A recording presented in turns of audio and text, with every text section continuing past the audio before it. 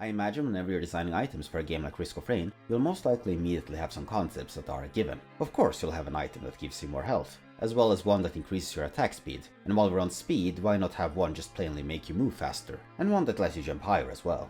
We have a system for critical hits, so surely you'll have one that gives you more critical hit chance, one that boosts health regeneration, one which makes your attack slow down enemies or even makes them explode on death, and so it goes with simple, obvious, yet effective ideas. Jotting them all down with a dull pencil you've probably forgotten to sharpen. But at some point I imagine a spark goes through the brain, and suddenly one says, what if we had an item which creates ghosts of the enemies you kill, and then those ghosts start haunting the other enemies? Yes, we need to make that item. Can we make that item? Imagination is a wonderful thing, and I imagine when you have to make over 100 items, you eventually start thinking a bit outside the old box. The usual suspects dry up, and soon either the crazy ideas come forth, or you pause to contemplate on what would make an interesting item, one whose aspiration stretches further than just boosting your stats. Not that there's anything wrong with conceptually simple items, their presence lets the weirder ones shine brighter, as well as the fact that simple can still be fun. Can you really ever go wrong with a movement speed increase, especially when it's a severed goat hoof? Now I still don't think amputating your foot for a hoof is really the most tactical maneuver when you're on an alien planet, but what do I know? Items like the Happiest Mask are really out there as far as concepts go, and other more noteworthy items like Snake Eyes, Arms Race, Falal Imprinting, Burning Witness and the Laser Turbine can be said to also include in this category of more extravagant or peculiar items. So I think that while one can commonly find both simple and complex items in most procedural games, there's a certain kind of item design of whose appearance is far rarer, that being the ambitious ones. Certain items go beyond their requirements of merely empowering you in some mundane or eccentric way. They don't just want to be another item to join the collective, no, they want to be THE item. They aim for the stars in the hopes of becoming constellations one day. They're rare to find, and whether they're designed well or not, two things are for sure. One is that their inclusion causes ripples across the game's surface, and two being that the developers at some point regret implementing them, which just makes us love these fascinating eccentrics all the more. My friends, my enemies, you've already read the title, and with that you know that I'm talking about the one and only Ancient Scepter. The description of this Aghanim Scepter homage is almost mockingly simple. Upgrade your fourth ability. No more than 4 words were spared. Now what does this entail exactly? Simply put, the Ancient Scepter enhances your survivor's fourth ability. But what's less simple is that the item's effect is wholly unique for each survivor. That's right, this isn't just one item, mate, it's bloody 12. Well, sort of, not really, we'll get into that. But it's a pretty impressively extensive effect for any item to have, especially given it isn't separated into its own tier or anything. The old box that gives you a chance of making enemies temporarily retreat whenever you get hit, same tier as Ancient Scepter. Completely incomparable items, but both equally rare, I love it. With this, you can't really talk about the item in a general sense, given its application varies from survivor to survivor, so why don't we go and analyze them all one by one, eh? Get comfortable, this might take a spell. Risk of Rain's poster boy, a sight for sore eyes. The Commando's fourth ability is Suppressive Fire, a rapid burst of pistol shots that damages and briefly stuns anyone and anything it hits. The upgraded version is called Suppressive Barrage, and wow, look at that icon. In line with the ambitious nature of this item, the upgrade gives the icons a bit of a tune-up as well. Look how aggressive that muzzle flash is. What in the world is coming out of that barrel? The sun? The upgraded icon is so dramatically more intense that it almost looks out of place with the others, but I think that just strengthens the idea of the ability being supercharged. Now, despite all that razzle and dazzle, mechanically speaking, Commando's upgrade is one of the simpler ones. Rather than firing 6 shots, you now fire 10. All that pizzazz for 4 extra bullets. It's important to stress, however, that while this might not sound that impactful, you have to remember that you use this ability dozens upon dozens of times during a run. 4 extra bullets per activation adds up, and more bullets also means more chances for items to activate and also more crowd control. It's a very solid upgrade, even if it might not be terribly awe-inspiring. Where the upgrade shines, however, is in the aesthetic department. The animation work on the upgrade version is wonderfully flashy, almost like the pistols can barely contain the power they pack. But the true winners are the sound effects. Here is how Suppressive Fire normally sounds. Pretty alright. Competent, but nothing spectacular. Now for the upgraded version. Aye, barrage indeed. Feels like I got hit by a cat on 9 tails just listening to it. I pity the things at the receiving end. When you bolster the sound and animation of the ability, it really gives the Ancient Scepter more of a presence, and likewise makes it all the more special and exciting to stumble across on a run. It's the kind of item that really defines a run, and I think no procedural game with an item system is really complete without one. The extra effort is appreciated, and especially for Commando's Suppressive Fire, which is a contextual ability whose animation can change depending on whether you're surrounded or not. Not only was it necessary to upgrade the normal animation, but they essentially made a whole new animation for the duo-directional version. Notice how the body bends and twists in reaction to the fire. It's really apparent when you put the default animation next to it, which suddenly appears almost comically stiff. Sometimes in games you have upgrades that are incredibly strong and beneficial, but they don't really feel like it. XP multipliers or damage threshold increases, you know, the really granular stuff. But this is the opposite, where the upgrade might not in truth be all that substantial, but you sure wouldn't think so looking at it. It might just be 4 more bullets, but they really do all they can to make you feel those extra 4 bullets. It might have not been the best of ideas to go through the abilities in chronological order, because Commando's upgrade is not particularly interesting mechanically speaking, and Enforcer's is, well, bloody awful. Normally the 4th ability is crowd control, and it's an ability Enforcer really likes to use as much as possible. The grenade has alright damage, a good AoE, though I think Hopo took some liberties with the word huge, stuns enemies, and has a modest cooldown of 5 seconds. Ancient Scepter doesn't tweak any of the numbers, instead it gives a skill knockback and replaces the stunning effect on the grenade with a fear effect. Fear is a debuff that makes enemies stop attacking you and run away for a moment, dynamically changing depending on your position in relation to them.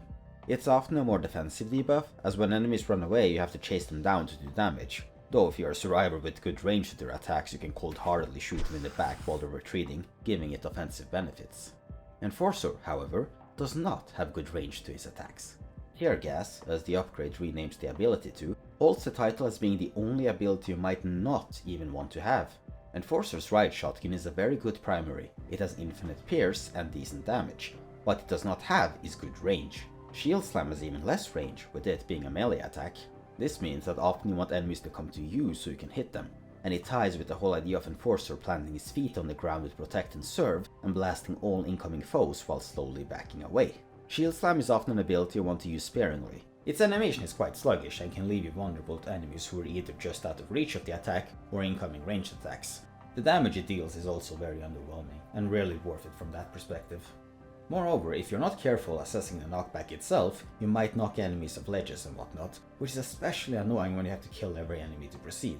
The boxing gloves item exasperates this issue a bit with its quite excessive knockback effect. Crowd control is such an important ability for Enforcer because it is his only real ranged tool, and the stun is really good because it keeps enemies in place for you to attack with your shotgun. Tear Gas reverses this dynamic by knocking them out of your reach and making them run away from you, forcing you to chase them down or waste time waiting for their guts to return. And if you use the ability point blank to make space between you and the enemies, the fear effect combined with the knockback can sometimes make the enemies end up behind you, which Enforcer especially hates as he wants enemies in front of him so that his shield can block the incoming damage. Add that with the fear effect making them run away, and they suddenly end up even further behind you, which is even worse. So if you use Tear Gas as range damage, you will make the enemies run away. If you use it in melee to prevent this, you can screw yourself over. Not to mention that you generally want enemies to be clumped so you can hit them all at once with your shotgun. So Tear Gas dispersing enemies can also lessen your overall potential damage output. You really need to keep your enemies in the Goldilocks zone, which is easier said than done. Close enough to let you still shoot them as they run away after being knocked back, but not too close to risk them getting behind you. Though it can be somewhat effective if you manage that. Now, for the sake of fairness, there are certain advantages to Tear Gas. As a defensive tool it is pretty strong. If you're being chased by a Clayman, Mechanical Spider, or any of the smaller chaser type enemies, it is nice to just give them a dose of Lacrimator and have them sawed off for a moment. It can save your life. And on the final stage you don't have to kill every enemy, so you don't have to worry as much about chasing them down. But that's really it. Losing the stun really hurts. In multiplayer it does have more value if you're partnered up with another survivor that has more range and can take advantage of the fear effect. Though that requires you to stick together, and Risk of Rain players are notorious for splitting out whenever they can. Equally big issue is that it requires you to find another person who wants to play the original Risk of Rain online and bother with port forwarding. Host when? Unupgraded, Crowd Control is an ability that merits frequent use, preferably into crowds as the name suggests, but even just solitary enemies for bonus damage. The startup frames for the ability is a brisk 4 or 5 frames, so it's not a commitment to use. It's a big part of Enforcer's damage potential, and it also helps him snipe distant enemies, which is especially useful for disrupting range attacks from mechanical spiders and spitters. Tear gas can still disrupt, but if you use it frequently you also risk screwing yourself over or end up dealing less damage from them running away. While I think in concept it's fascinating to have an upgrade dramatically change the way you use the ability, I find that tear gas is so anti-synergistic with the rest of Enforcer's kit that it ends up almost being a downgrade in most cases. I remember back in the day people would often willingly avoid picking up Ancient Scepter when playing Enforcer, which is the last thing you want when designing an ability upgrade. There isn't too much to talk about on the aesthetic side, no changes to the sound.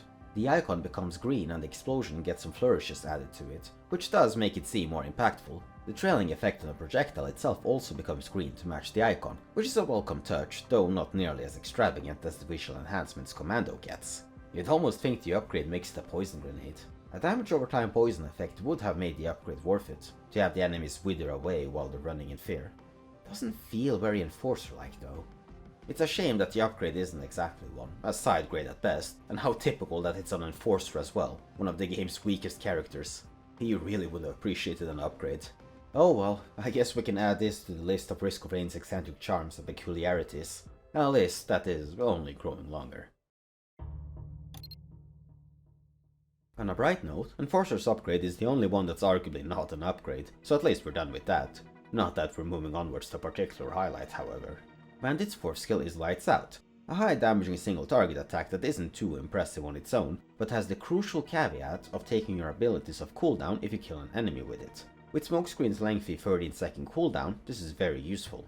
It is a fun icon too, showcasing the head of one of those old western target dummies being blasted.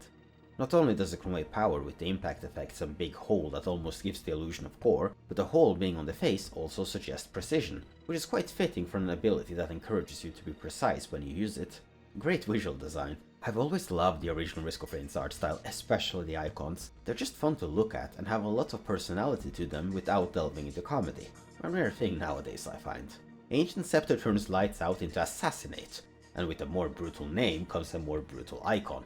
Look at this beauty! Thank God it's just a target. I absolutely love how this icon displays a sense of progression, or escalation of aggression to be specific. You go from a precise strike to complete and utter overkill. It almost feels personal. As for what the ability does, well, similar to Commando, it gives you more bullets, or bullet. Instead of shooting once, you shoot twice. This ability always puzzled me a bit. Given Lights Out already deals a good bit of damage, doubling it is pretty substantial, and it is a solid upgrade if we're just talking about the capacity to hurt.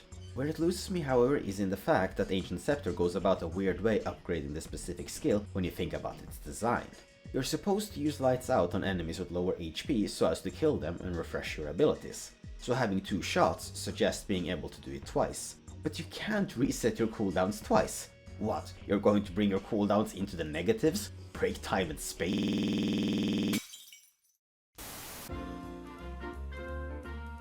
Now I understand that having 2 shots means more damage, and with that you can use the ability earlier on enemies with more health and still get the kill. Unless the first shot staggers them and lets another enemy get in front, but that doesn't really happen all that often unless you have permafrost or boxing gloves, I suppose. The upgrade is solid power-wise and functional design-wise, but I don't see why it wouldn't just make the initial shot deal way more damage. It would gel better with the idea of lining up that killing headshot, as well as synergize greatly with total damage items like ATG Missile Mark I and Rusty Dagger. Maybe they wanted to give off the impression of Bandit losing his cool and sacrificing precision for just violent rage. No, that's just me looking too deep into things. With that being said, using Lights Out to kill enemies becomes harder and harder as the game progresses, particularly on Monsoon difficulty where health scaling is really aggressive. As the game progresses, Lights Out becomes more and more a somewhat mediocre damage ability that they just throw out, occasionally trying to reset your cooldown so you find a good opportunity. Glass changes this, but the game wasn't balanced around artifacts, so I'm not really taking them into account. They got added in an update after the main release after all. What I'm getting at is that the upgrade makes sense with the idea of just making Lights Out a better damaging ability, but it doesn't really augment or specifically tie into the cooldown resetting gimmick of the ability, besides just making it slightly easier. I get that having a single attack do about 1200% could have some messy interactions with crowbar or critical hits and whatnot, and you could maybe reduce it down to 900 or so %. but I don't think it's as big of an issue for an upgrade tied to a rare red tier item. It's not as if having an extra shot to proc item effects matters as much given Bandit has a fast basic attack. Though I suppose having 2 chances to proc a more meaty ATG missile or rusty dagger blade isn't awful. I'm talking in circles here, the upgrade is fine, if a bit odd mechanically speaking. Feels quite good to use as well, and doubling the amount of something is always a surefire way to make an upgrade feel impactful, especially when something goes from 1 to 2. The upgrade attack animation is also quite nice, even if the more rapid nature of the animation from shooting twice slightly lessens the sense of power behind the shot when compared with lights out. I like that red glimmer effect, it tells the idea of Bandit finding just the right moment to attack. Cluster Bomb is Huntress's 4th skill, and has her shoot a big explosive arrow that upon impact drops half a dozen bomblets that spread out from the impact zone. It's Huntress's highest instance of burst damage, unless you count a laser glaive after it bounces at least once, and is like Enforcer's crowd control, a skill you don't want to be shy about using, especially as Huntress is a very spammy character. Cluster Bomb is her best form of AoE damage. With both the arrow having an explosive radius as well as the bomblets exploding, the skill can damage a good amount of enemies if you use it correctly. The upgrade changes its name to the MK7 Rockeye, named after a real-life cluster bomb mind you, shut up, and makes the half a dozen bomblets go to a complete dozen. 12 bomblets, just what one would want on the 12th day of Christmas. As I said with Bandit, empowering something by increasing quantity rather than adding damage is definitely a more impactful and fun way to go about things, and going from 6 to 12 isn't exactly modest either. Where I think it works here and doesn't with Bandit is that Cluster Bomb is mainly an AoE tool. Sure, there's some specific tech one can do to make the bombs just hit one enemy, but it's clearly designed to carpet bomb an area. Design-wise, this upgrade makes more sense to me. It works in tandem with what the ability wants to accomplish, as the extra bombs gives it more AoE potential. While not the most out there upgrade, it is impactful and noticeable, which is what matters in the end. If I remember correctly, the bomblets can't activate items since they do yellow damage, which is a damage type that doesn't interact with on-hit items. I'm not completely sure, and it's hard to test without trying to decipher the mess that is Risk of Rain's code, but I'll choose to trust the wiki this time.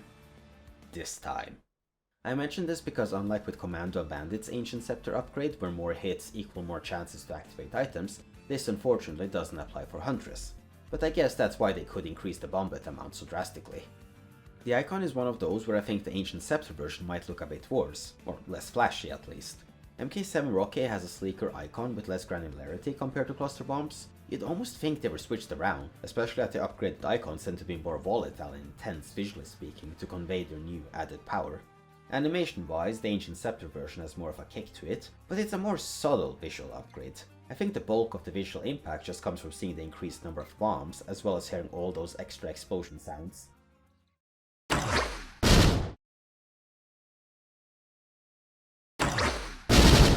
The bombs are also red now.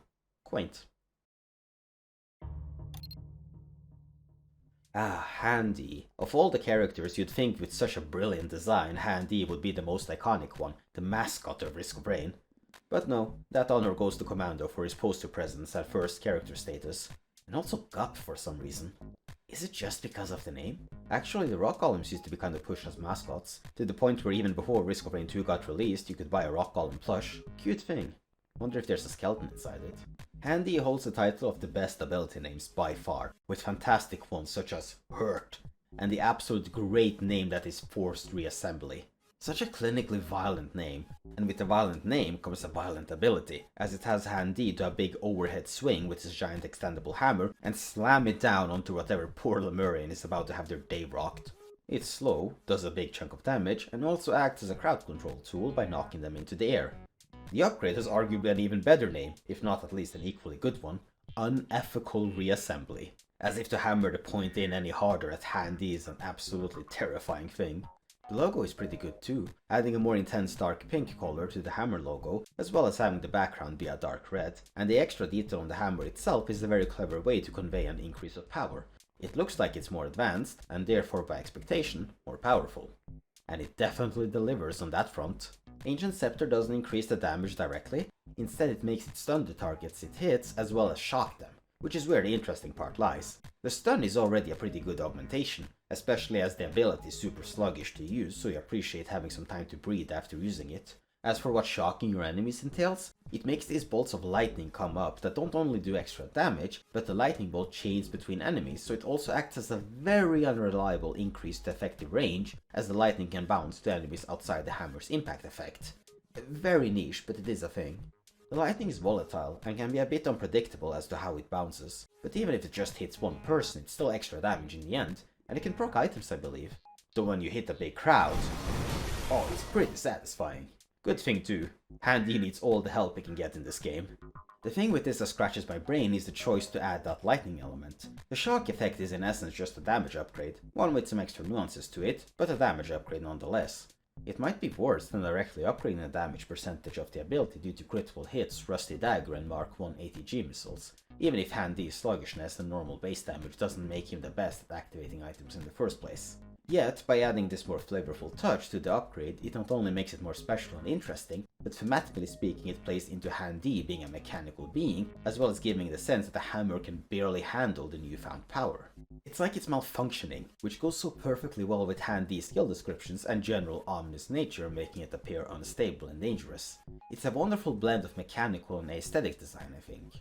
Probably up there as one of my favorite Ancient Scepter upgrades. Likewise, the altered animation is great in that it changes the actual hammer design to match the icon, which I think is a surprising level of detail. No change to the sound effect, but it's already a pretty hefty one that does the job excellently. The animation itself has a bit more punch to it, especially with the red streaks going through the motion frame, and the added lighting doesn't just visualize the hitboxes, but likewise helps to add more instability and power to it on a visual level.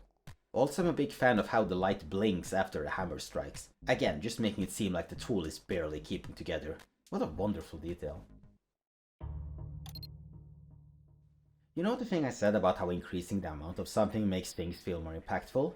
Well, here we have a numbers increase in the purest sense. Engineer's fourth ability has him place down a turret, as has become tradition for any character that either bears the moniker of Engineer or has a wrench in hand. The skill, which has a massive 40-second cooldown, holds 2 charges, and no more than 2 turrets can be active at a time.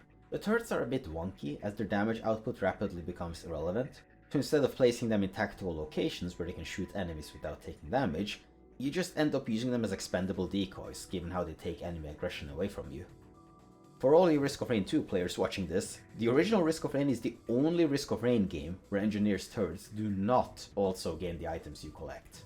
They still benefit from some of them, but it's a bit obtuse. Funny enough, that wasn't always the case, as the turrets used to be able to proc or activate items, but that was removed in the 0.30.6.0 patch on the 29th of July 2013, so there's that. Imagine a change like that today, eh? The turrets are essentially nothing but glorified crudely shaped friend decoys that do some chip damage, and they are effective as that, even if thematically it is a bummer that you don't use them as actual turrets most of the time. Their damage and rate of fire is middling, they can't proc on hit items, though on kill items still work, and their targeting might not always work to your advantage. So what does the all-powerful Ancient Scepter do for the turrets? Adds another turret. You can hold 3 charges, and 3 can be active at a time. Again, it's impactful and strong, though unfortunately having 3 shoddy turrets doesn't necessarily make them any better as turrets. It's one more decoy to take the hits you don't want to take, which helps, but as you usually tend to just have one turret out at a time, so that when it dies you have another one ready, you don't really feel that 3rd turret when you're playing optimally, except in the sense of having less downtime between distractions, turrets. Though as delightful as it would have been for the Ancient Scepter to make the turrets feel more worthwhile as far as damage goes, this is more so a fault of the skill itself and the general enemy scaling values as opposed to the Ancient Scepter upgrade. The upgrade would actually be far more impressive, though still not imaginative, if the turrets were better. In another game, perhaps. It is pretty neat how the turrets get a different color to them when they're upgraded. Visual impacts are always appreciated, and the shooting effect seems slightly more embellished, but that might be me seeing things. The color change matches the icon, but the icon doesn't get any sparks or any other flourishes to make it seem more powerful. Bit of a shame, but I suppose in the world of Risk of Rain, red beats purple. No wonder Starstorm picked that color. I mentioned how great Handy's ability names are, and I do sincerely think they are probably the best ones, but my all-time favorite skill name is definitely Miner's 4th ability, To the Stars. Such a wistful and dreamy name, To the Stars. Makes me think of someone looking up at the starry night sky and daydreaming about traveling between those cosmic glimmers. The upgraded name is Starbound, which isn't nearly as romantic to me, even it still has a bit of spacey wistfulness to it. Starbound.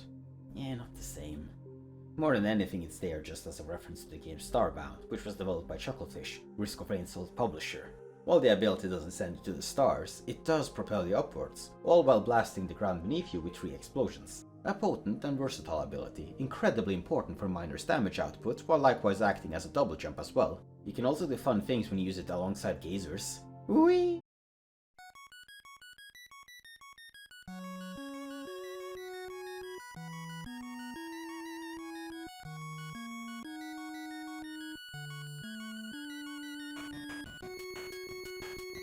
On the mechanical side of things, you can add another notch to the tally of number increases. There are more that go a different route, I swear.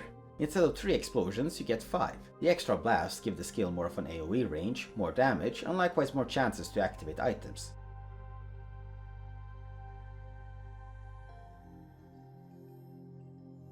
So you get a lot of bang for your buck, especially as Miner loves to use the skill whenever it's off cooldown. Just like with Commando, a couple more instances of damage might not seem like much, but given you use this ability probably close to 100 times across a run, it adds up and definitely makes the impact on your power level. Not the most out there upgrade, but it doesn't do anything wrong either.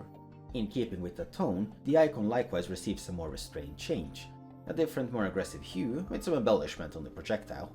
It does look more powerful, if only a little bit. I find it lacks some of that more excessiveness that defines the best of the Ancient Scepter icons, but it's competent. Competent is really the word for this upgrade, which might be perfectly fine or underwhelming depending on who you are. Animation-wise, the ability doesn't get enhanced, though there is a visual impact from the extra projectiles. The animation already looks pretty decent, so it's not the end of the world.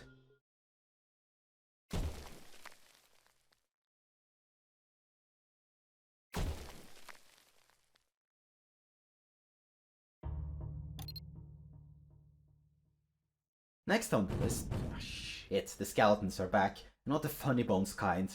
Seems like this will have to be a 2-parter. Stay tuned for the next part where we cover the rest of the abilities, as well as some more things. There's still plenty to talk about. Take care, people!